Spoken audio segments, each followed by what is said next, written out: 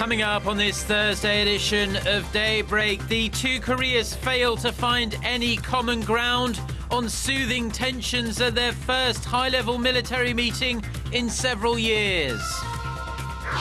President Park Geun-hye vows to further expand business cooperation between Korea and Italy on the second day of her visit to the European country. She also calls for greater efforts for the unification of the two Koreas. Plus, a second Texas healthcare worker who treated the first patient in the United States to be diagnosed with Ebola has tested positive for the deadly virus. Daybreak begins now.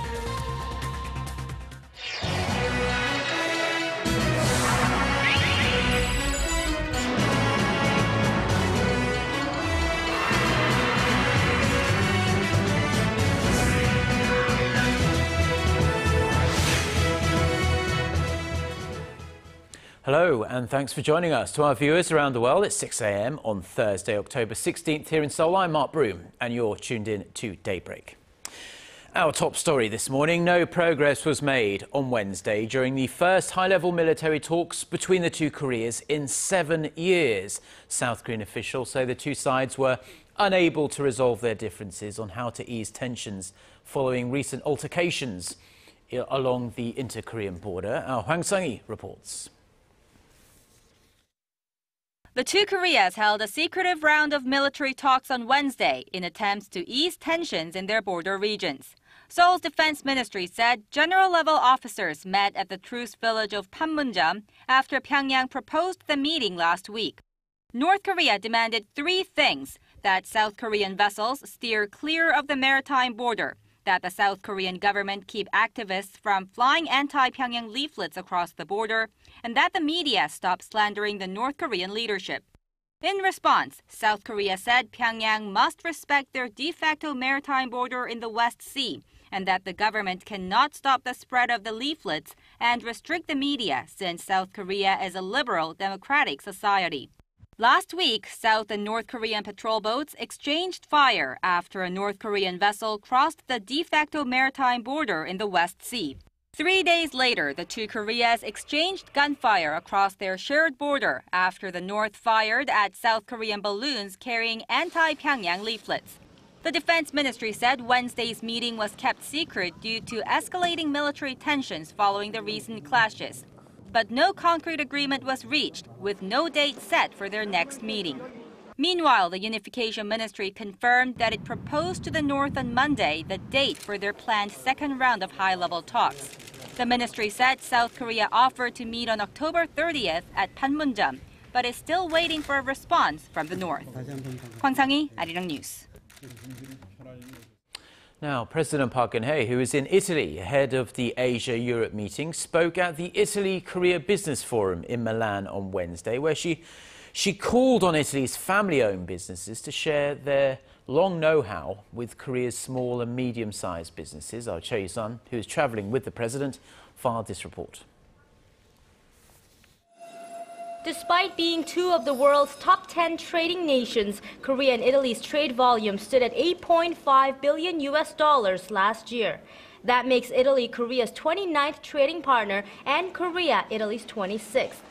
Highlighting Seoul and Rome's 130 years of diplomatic relations and economic similarities, President Park, meeting with Korean and Italian business leaders in Milan, said there still remains great potential for the two sides to cooperate economically. In particular, she talked about Italy's family-owned businesses passed down from one generation to the next that make up more than 80% of the country's GDP.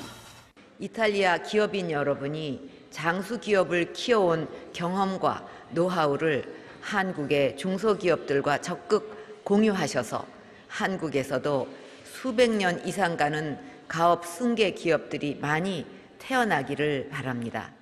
Touting Italy's strength in basic sciences and new energy, President Park said combined with Korea's manufacturing technology and IT, the two sides could co-produce innovative products at the center of a new growth engine.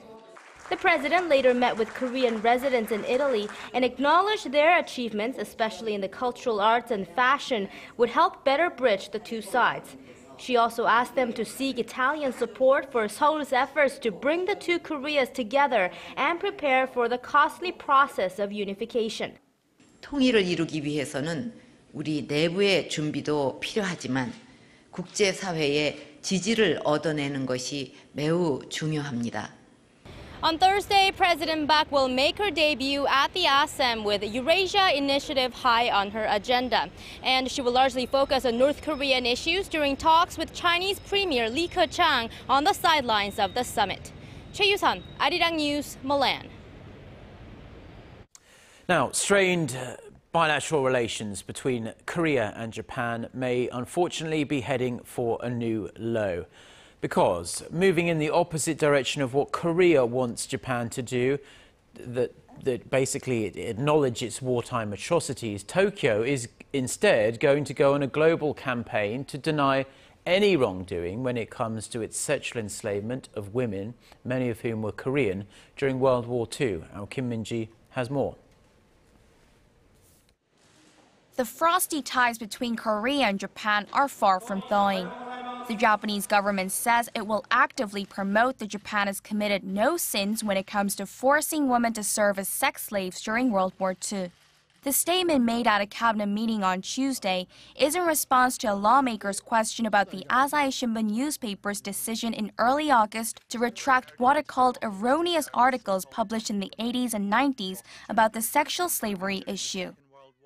According to the statement, Japan will strengthen foreign communications so that its stance and handling of affairs receives a fair assessment by the international community.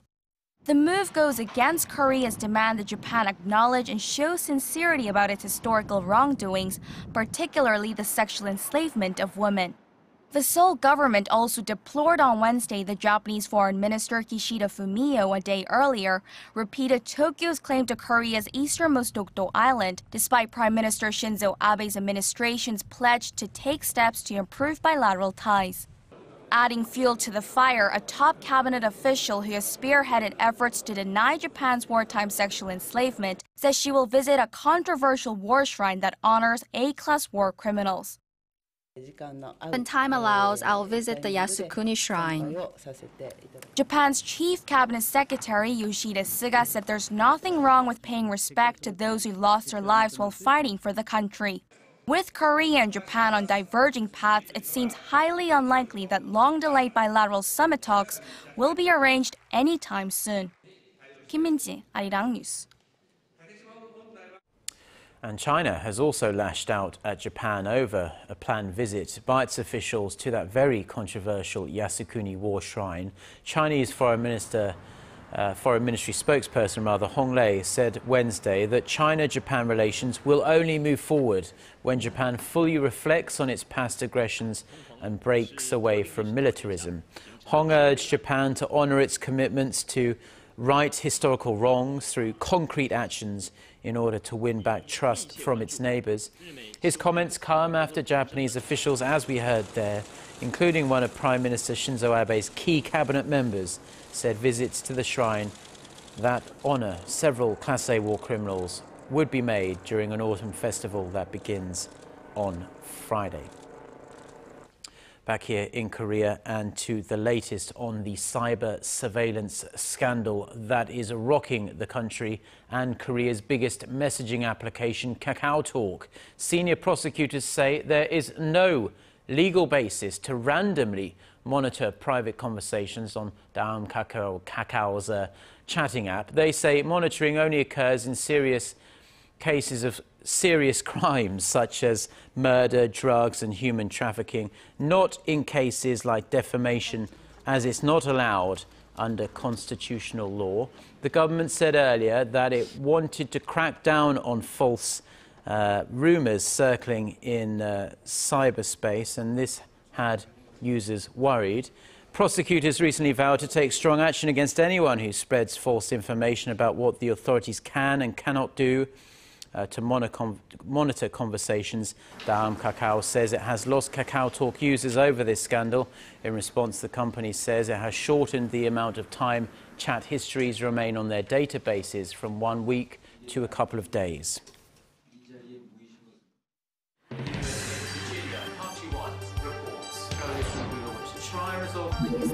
We start before the sun rises to bring you the latest stories out of Korea.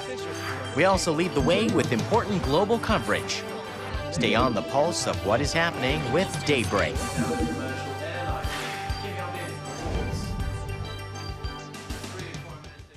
Korea's central bank has revised down its economic forecast for this year and the next and cut its benchmark interest rate by 25 basis points to 2%. The base rate now sits at the same record low set at the height of the global financial crisis. Both moves are seen as signs the Bank of Korea is very concerned about the persistently tepid conditions that are affecting the Korean economy. Park Geun-hye has more.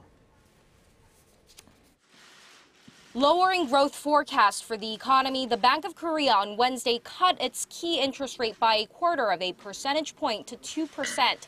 It's the second rate cut in just 3 months and marks a drop to the record low only matched at the height of the global financial crisis in 2009. BOK Governor Lee Ju-yeol said the rate cut was necessary as economic sentiment remains sluggish at home, while inflation stays lower than expected. The Monetary Policy Committee believes the 2 rate cuts, including the one in August, should help the domestic economy recover its growth momentum. In the face of the feeble pace of recovery, the central bank cut its new growth forecast for this year to 3.5% from an earlier projection of 3.8%. Although the new growth outlook for next year was trimmed by a mere 0.1 percentage point, the central bank said that does not mean the economy is stably back on a normal track. We expect the Korean economy to grow nearly 4% in 2015, but the growth will mainly come from the government's expansionary policy. The rate cut this month, however, stokes concerns. The country's household debt that already stands at around $950 billion could spiral out of control. Experts add that the domestic economy could face massive capital outflows with the historically low key rate in place while the U.S. Federal Reserve is tightening its monetary policy.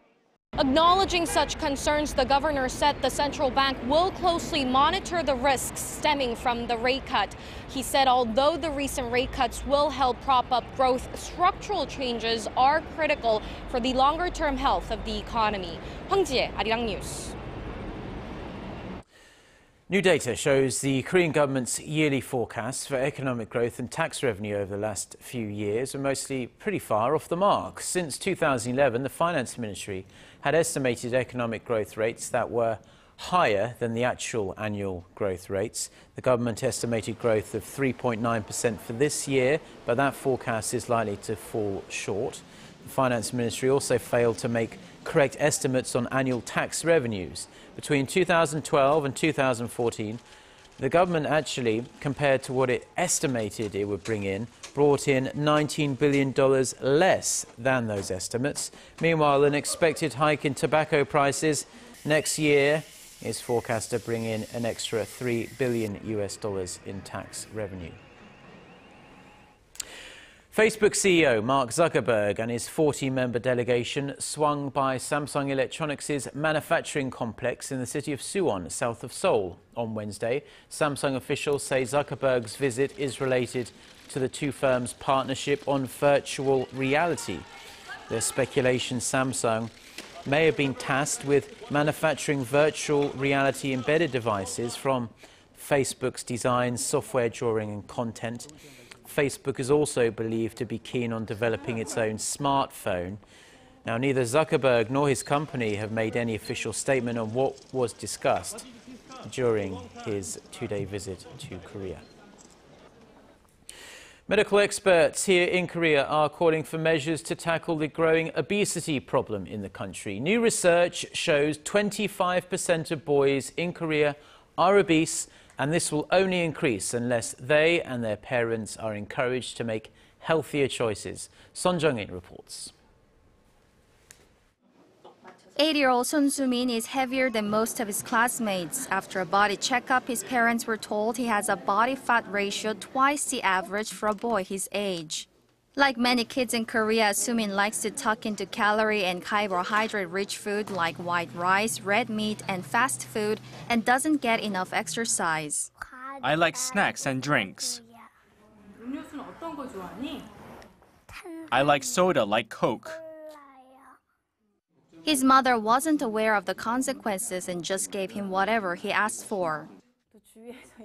I heard people say that fat children usually end up being taller as adults. The problem has worsened in recent years. In Korea, 1 in 4 boys aged 5 to 17 are obese, which is slightly higher than the OECD average. What's more concerning is that well over half of those boys remain obese into adulthood and are at higher risk of becoming morbidly obese. Obesity can lead to a host of other health issues like diabetes, high blood pressure, and it can also increase the chance of cerebrovascular disease at a young age. Obesity is known to cause cancer, including colorectal cancer, breast cancer, as well as asthma, fatty liver, and other liver disorders. It also incurs great social costs in terms of medical expenses and loss of production. According to recent data, the socioeconomic cost stemming from child obesity in Korea amounts to $1.3 billion each year. Child and teenage obesity not only affects the individual, but their family, school, and the community as a whole. Experts advise parents to create a friendly but firm atmosphere for their children and encourage them to exercise and eat fresh fruit and vegetables to maintain a healthier lifestyle. 손정인, 아리랑 뉴스.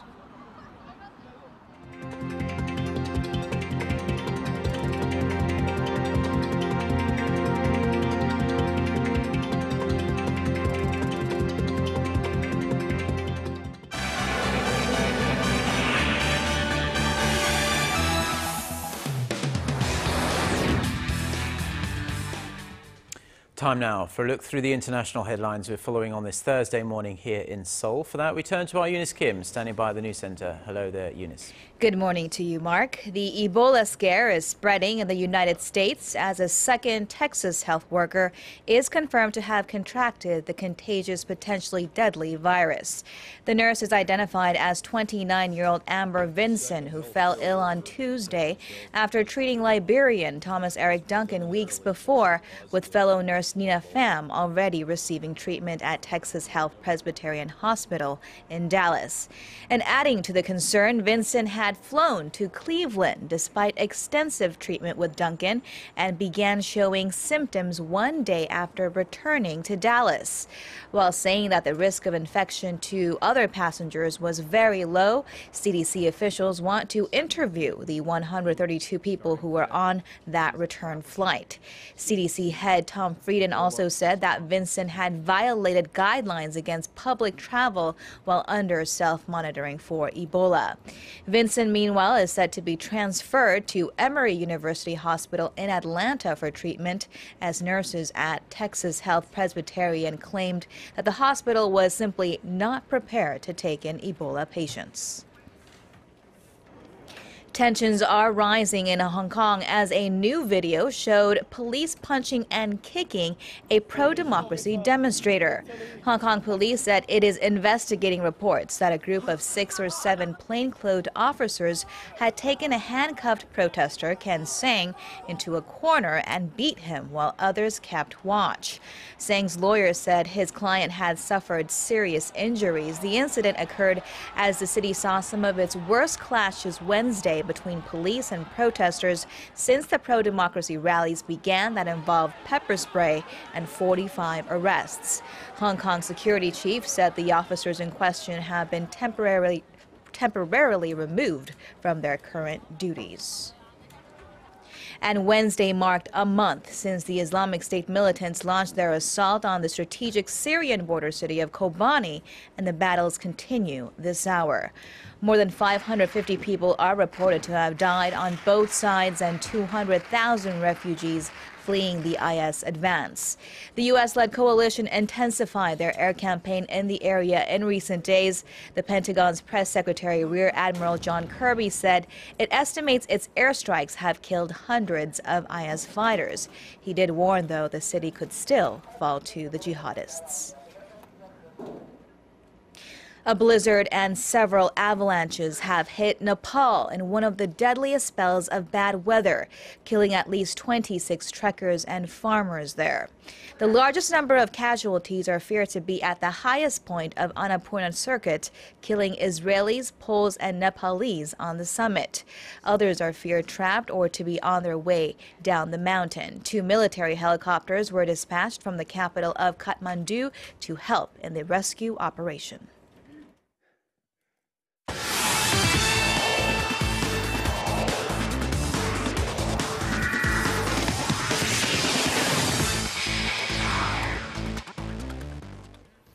And a good Thursday morning to you all as we kick things off in the LPGA, where the 2014 LPGA KEB Hana Bank Championship begins its 4-day event today. And believe it or not, it's the second longest running Asian tour as the event takes place for the 13th year. And of course, the event itself will be filled with some of the biggest names in women's golf, as names like Christy Kerr, Paula Creamer, and Lexi Thompson are set to compete with some of the biggest Korean golfers in Lee So-yeon and Kim Hyo-ju. But highlighting the event will be the newly wedded Park Geun-hye, as she hopes to regain the #1 ranking once again, as Stacey Lewis will not be participating in the event. Well, after the Women's V-League Media Day took place on Tuesday, the Men's League held their Media Day on Wednesday, with 7 teams getting together to talk about the upcoming season. And of course, highlighting the event was manager Shin Chi-young of the Samsung Hwajae Blue Fangs, as his team looks to win their 8th straight championship this season. But head coach Shin believes with the absence of Park Cheol-woo, it should be a tougher season, as the Hyundai Capital Skywalkers look to finally stop the Blue Fangs. Meanwhile, all the coaches agree that this season will be tough, as the number of games have been increased from 30 to 36 starting the season, with the first game being played this Saturday. And now moving over to Wednesday night's KBO action, some big games last night as the Tucson Bears played spoiler against the SK Wyverns, winning 6-3, with the Nexon Heroes being the Lotte Giants 7-6. Meanwhile, let's take a look at the LG Twins tried to clinch the final playoff spot against the Samsung Lions, who looked to clinch the pennant. And of course, going into the game here, 3rd inning, Park Geun-hye, that's an RBI double as Samsung takes the lead 1-0. Before Chet Tain makes it 3-0 with a 2-run double to right center. Stays that well until the 6th inning as LG gets on board thanks to Lee Byung-gyu's RBI ground out to second. Now 7th inning, Brad Snyder to pinch hit. That's an RBI double, and it's now 3-2 before a wild pitch scores another as LG ties the game at 3. But in the 8th inning, Yamiako Navarro, no doubt about it, a solo shot gives the Samsung Lions the 4-3 lead. Now Samsung would add another insurance run in the inning as they hang on to win this one 5-3 and become the regular season champions for the 4th straight season. Meanwhile, staying in baseball, but over to Japan, where big boy Lee Dae-ho played his first MPB postseason game as the SoftBank Hawks took on the Nihonhem Fighters on Wednesday night. And not a great start as he struck out in his first 2 at-bats before finishing off at 1-for-3 as the SoftBanks did win this one 3-2. And now with that, finishing things off in the KBL, last year's regular season champions, the Changwon LG Sakers, continue to struggle as they lose to Busan KT Sonic Boom 84-79. Meanwhile, let's take a look at the Anyang KGC squad take on Seoul Samsung Thunders. Now, the Samsung Thunders off to a great start as they take a comfortable 48-29 lead going into the second half of the game. But KGC bounces back in the second half, led by CJ Leslie's 33 points as this game goes to overtime. But despite the big comeback, the Samsung Thunders, led by Lee Dong-jun, outscored KGC 9-7 as they hang on to win this one 92-90. And that's going to wrap it up for me. This has been SJ. Have a great rest of the day and see you guys again for your sports needs.